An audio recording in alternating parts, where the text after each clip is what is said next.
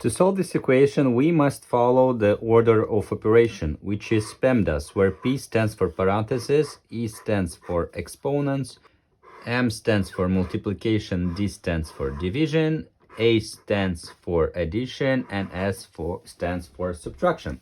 So in this case, we don't have parentheses of exponents, but if we had, you do first the parentheses, then you do second the exponents. Last, you have multiplication, division, they have equal priority. In our case, we have multiplication. That means that we will do it in priority because they have priority over addition and subtraction. And as addition and subtraction, we do it in last. So in our case, we have 6 multiplied by 9. 6 multiplied by 9 equals 54. 3 plus 54 minus 3 over 3. 3 minus 3 is 0, so we have 54 over 3, which is 18.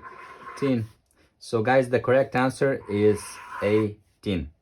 Guys, thank you very much for watching. Hit the like button and please subscribe. It will help the channel. Ciao, ciao.